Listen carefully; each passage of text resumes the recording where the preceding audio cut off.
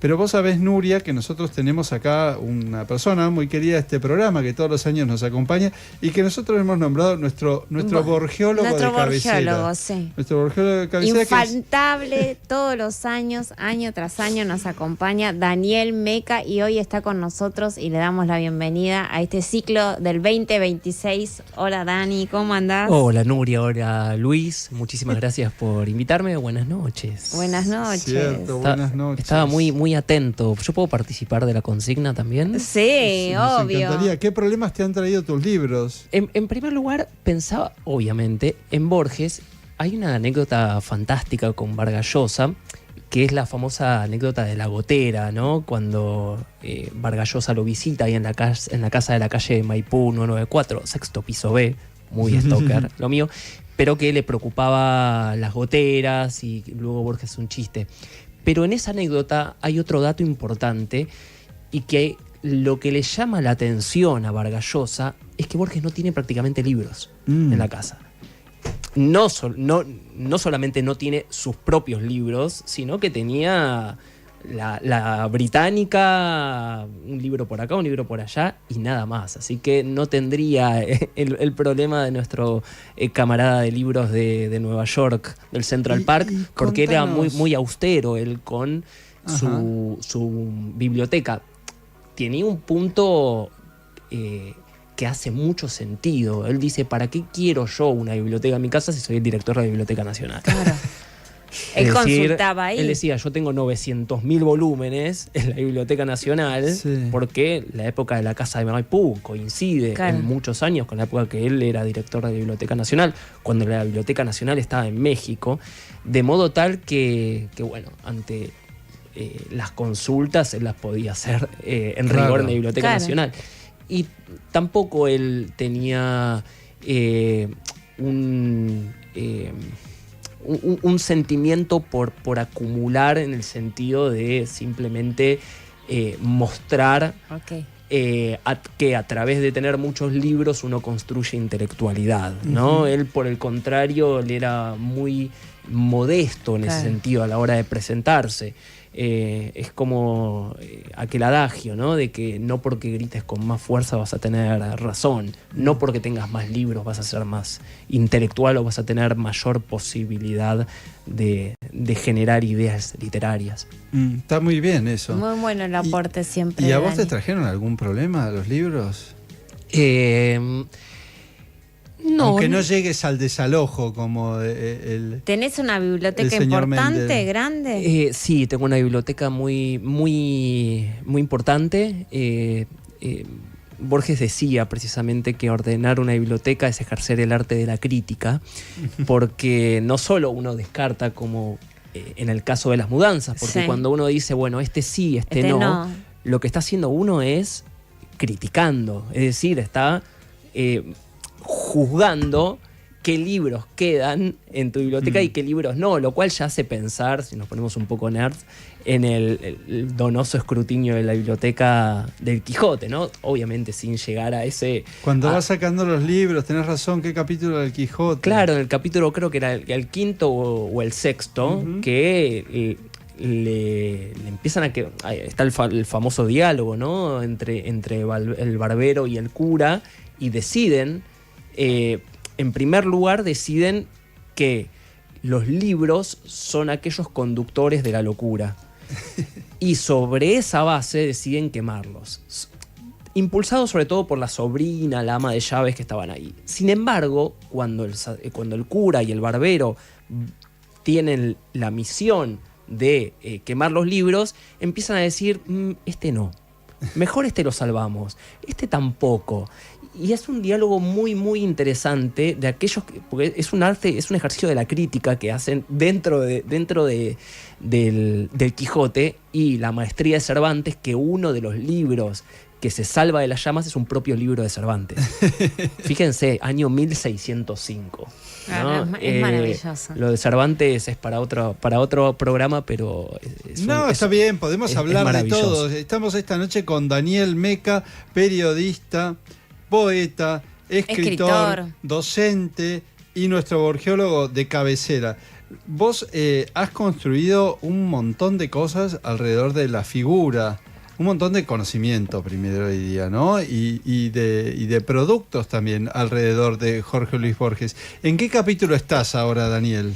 Ahora estoy en el capítulo Bowie. Tenemos acá su libro, su nuevo libro. En el capítulo Borges Bowie, a través de este libro que acaba de salir hace muy poquitos meses, se llama Absolutamente Principiantes, un cruce entre universos de Borges y de Bowie. Así que estoy en ese capítulo de producir. Acá nos toma la cámara. Hay gente que nos mira por el canal de YouTube también. Ah, muy bien, muy bien.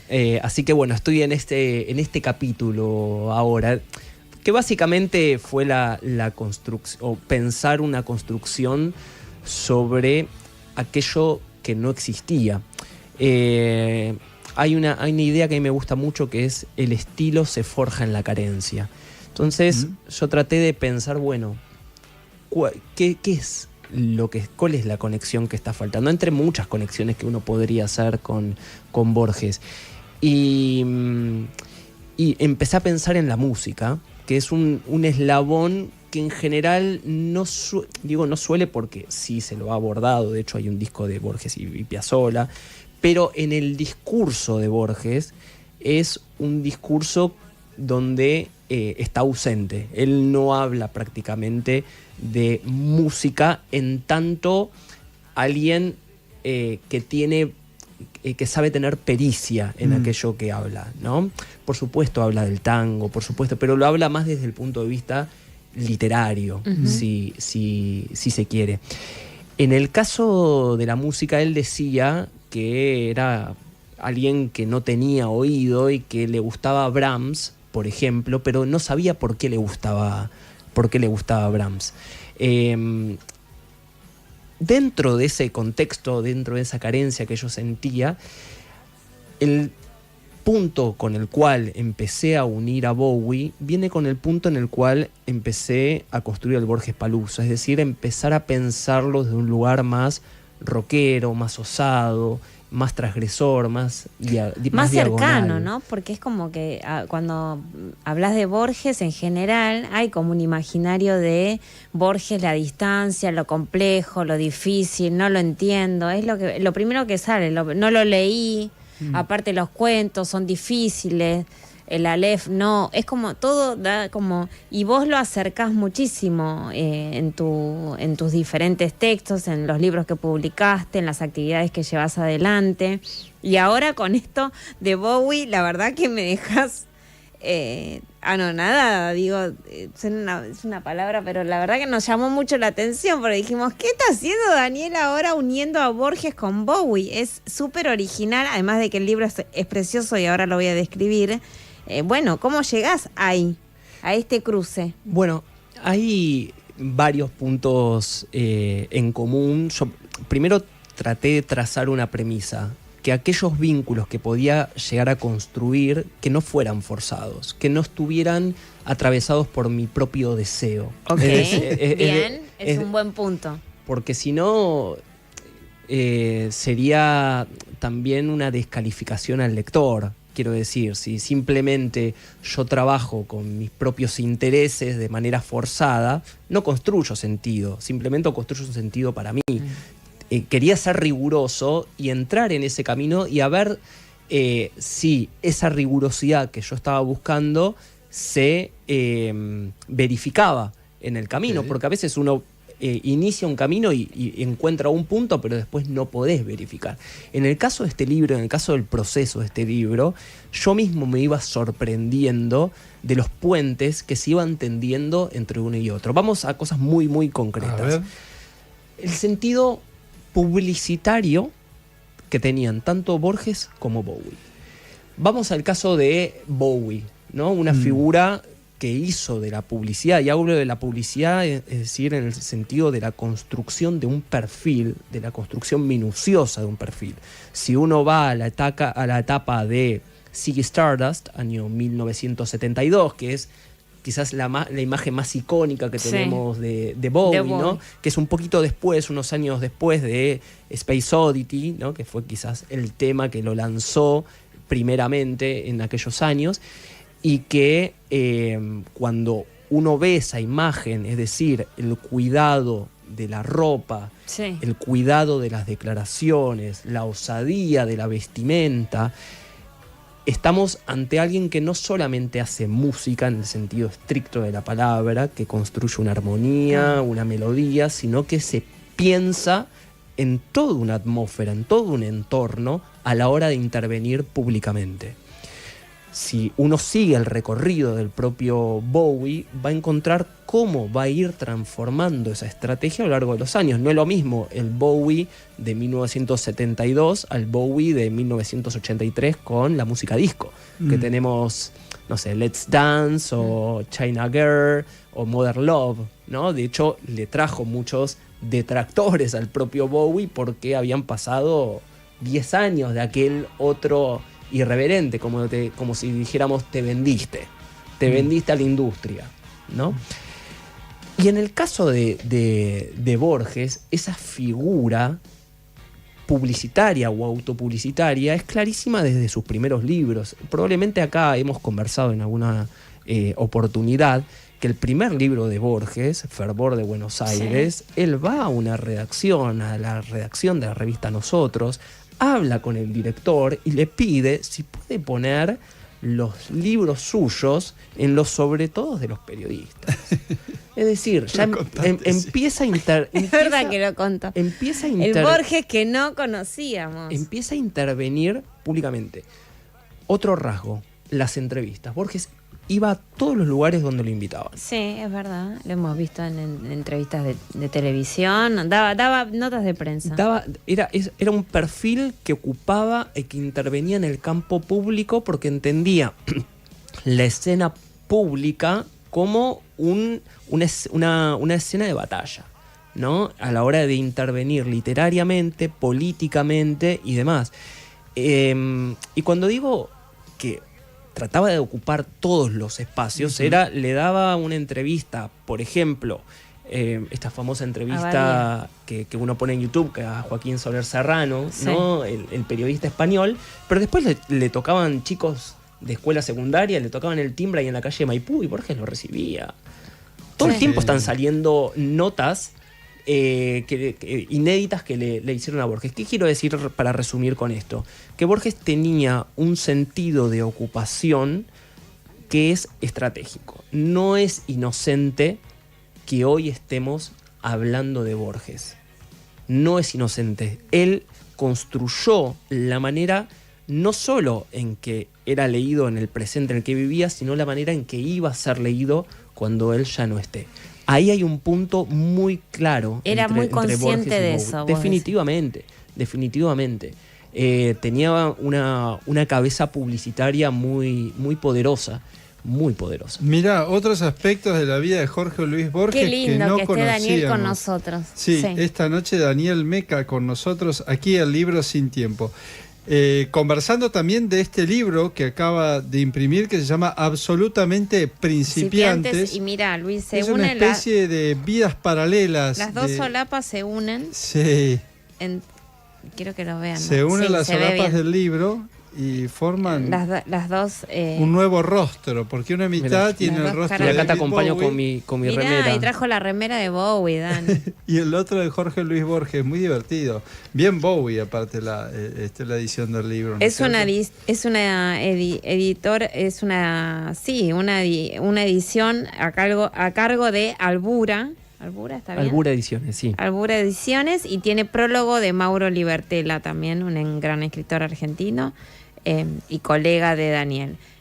Se encuentra en todas las librerías. Es hermosa porque aparte está ilustrada. Ujú. Está ilustrada, ya te voy a decir por quién, o lo va a decir Dani. Sí, por Mora Galafasi. Galafasi, exactamente. Y acaba de salir. Muy bueno. Acaba de salir. Daniel, vos vas a estar en Rosario el 26 presentando este libro, ¿no es cierto? Exactamente. La hemos denominado gira borgiana, A ver. porque será el 24, el 25 y el 26. Son 3 días de intervenciones en Rosario que culminan precisamente con la presentación Contá del libro. todo lo que vas a hacer ahí, porque este programa se escucha también en Rosario. Es federal.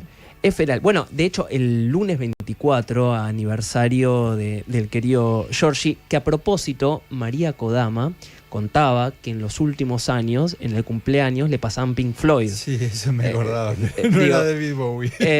No, pero estamos ahí en la escena Se va acercando. en la escena londinense y si queremos jugar más, está la película Performance, ¿no? Una película de 1970. Bueno, hay otro punto que está desarrollado en el libro, dirigida por Nicholas Roeg, donde la protagoniza Mick Jagger, y en un momento Mick Jagger empieza a leer textos de Borges. Lee partes del sur, esto por supuesto en inglés, y partes de Tlön Uqbar Orbis Tertius. El final de la película, perdón el spoiler alert, pero bueno, No, dale. 1970. No hay problema. Ya pasó. Sí. Es un balazo que entra en la cabeza de Mick Jagger. La cámara, por decirlo de una manera, 1970, acompaña a la bala entrando en la cabeza, todo muy conceptual y metafísico, y golpea contra el fondo de la cabeza, se rompe un espejo y sale la foto de Borges.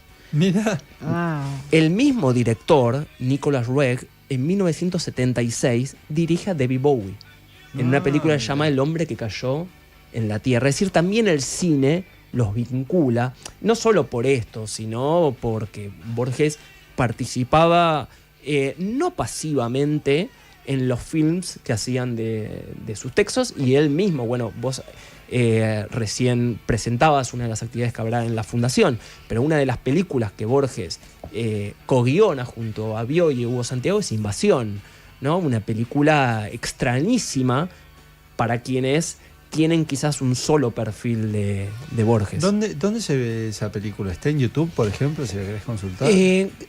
Creo que en efecto está en YouTube. Creo que en efecto está subida en YouTube.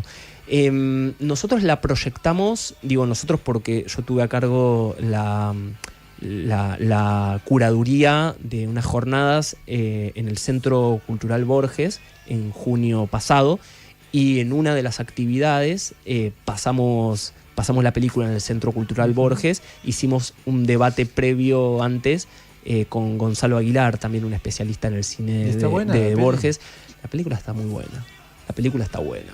Es una película que tiene música del Ditela, del Instituto Ditela, es decir, hay que marcarse en la época. Quizás si uno la ve con ojos contemporáneos, puede resultar un poco lenta, si se quiere.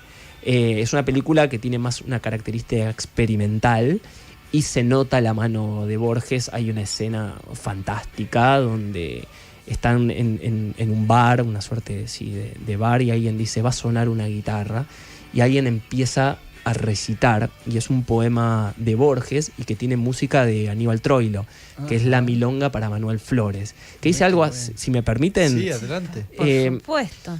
Dice algo así como... Ahí estamos. Para los otros la fiebre y el sudor de la agonía, y para mí 4 balas cuando esté clareando el día. Manuel Flores va a morir, y eso es moneda corriente. Morir es una costumbre que sabe tener la gente. Con la mañana vendrá la bala, y con la bala el olvido. Lo dijo el sabio Merlín: morir es haber nacido. Y sin embargo me cuesta tanto decirle adiós a la vida, esa cosa tan de siempre, tan dulce y tan conocida. Miro en el alba mis manos, miro en mis manos las venas, con extrañeza la miro como si fueran ajenas.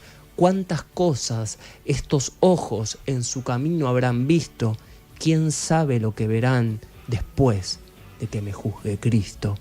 Para los otros la fiebre y el sudor de la agonía, y para mí 4 balas cuando esté clareando el día. Ese texto aparece recitado con una guitarra en medio de esta película que es un flash. Y ese es un poema de Borges, Milonga para Manuel Flores. Qué bien. Qué hermoso, bien. Daniel, qué hermoso. Qué lindo regalo nos has dejado, Sí, Daniel. siempre nos sorprende, siempre nos deja con ganas de más. ¿Qué te falta contar de Borges?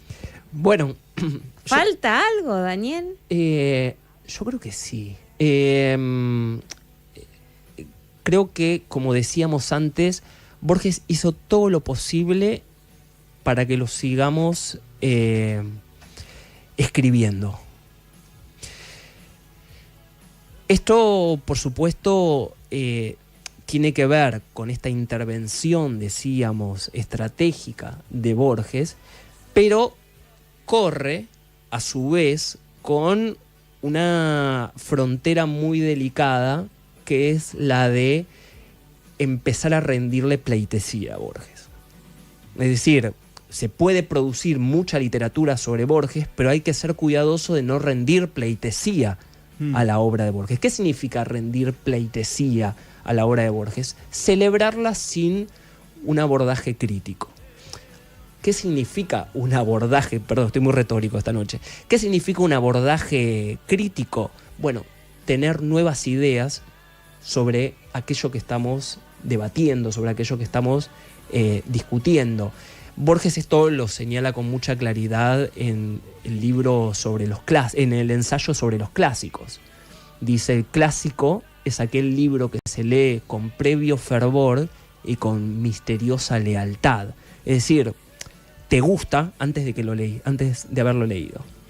Es como si supongamos que ustedes no leyeron nunca el Quijote y yo les pregunto, ¿les gustó el Quijote? Y ustedes le dicen, me encanta. ¿Lo leyeron? Jamás, ¿no? ¿Por qué? Porque asumen, por la propia canonización, por la propia característica clásica, de que es algo muy bueno. Sucede con Borges, que mucha gente le dice, ¿te gusta Borges? Sí, ¿lo leíste? No. ¿Por qué? Porque está instalado, la inercia borgiana lo ha instalado como un escritor, un gran escritor, y a la vez como un escritor muy difícil. Se juntan como esas características, las dos cosas, ¿no? De modo tal que uno tiene que ser cuidadoso, precisamente, de abordarlos de un modo muy pasivo, porque si no, primero va a estar repitiendo lo que ya se dijo, y después no va a poder transmitir aquello que está en la propia naturaleza de la obra de Borges, que es el movimiento. Si nosotros le hablamos siempre a los mismos, vamos a ponernos en términos más sencillos todavía, si nosotros le hablamos siempre a los mismos, nos estamos quedando siempre con la misma audiencia, ¿no? Ustedes lo entienden muy bien porque hacen muy bien radio. Sacar la radio. Si queremos que la literatura de Borges siga descubriéndose, hay que hablarle a las nuevas audiencias, hay que hablarle a las nuevas generaciones. Yo por eso hago tanto esfuerzo.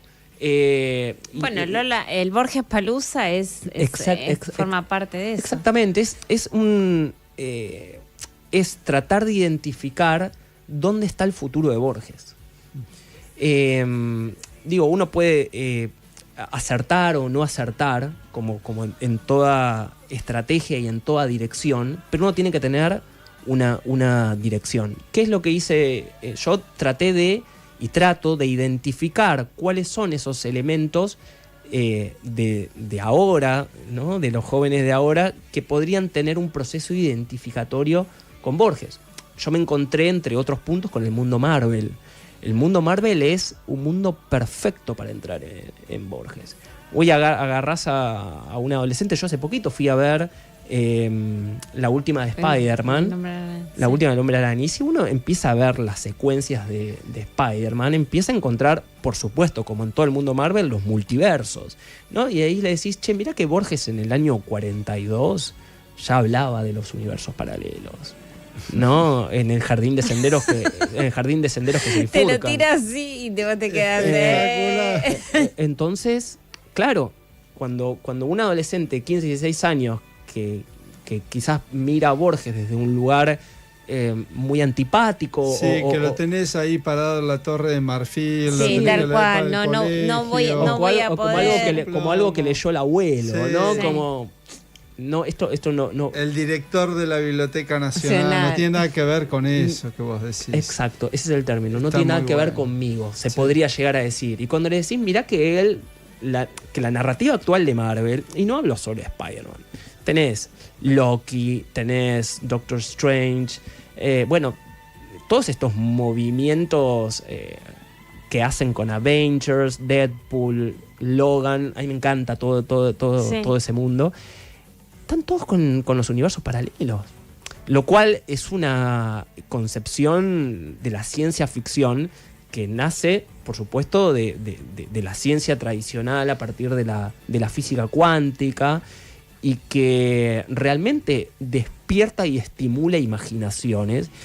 Y por eso yo creo que, entre otros puntos, Borges fue un adelantado porque lo vio. Parece paradójico decir que Borges lo vio, ¿no? Pero lo vio. Borges la vio.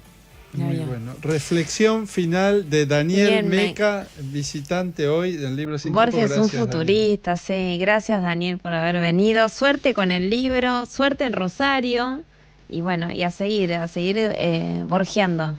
Muchísimas gracias a ustedes. Para quienes, los rosarinos y rosarinas que están escuchando del otro lado, ahí en la cuenta de Instagram, ahí creo que está en la pantalla, @DanielMeca, está toda la, para no cansar con información, está toda la información, y les agradezco de corazón a ustedes que le dedican un programa a conversar sobre libros, que es un montón. Es un montón. Que es un montón, y creo que se necesitan muchos más espacios, porque, como decía otro gran escritor argentino, Laiseca, que un día le preguntaron ¿para qué sirve el arte? ¿No? Y él, a lo Laiseca, dijo, famosa pregunta pelotudísima. Dijo, el arte, dice, sin imaginación no hay medicina, sin imaginación no hay matemática. Esto decía Laiseca, no hay matemática, no hay arquitectura, no hay contabilidad, no hay abogacía, no hay nada. El arte sirve para que funcione todo lo demás, ¿no? Así que, digo, en el sentido de los libros sirven para que funcione todo lo demás. Bueno, otra reflexión más. Gracias, Daniel. Gracias, Daniel. Nuria, Luis, gracias.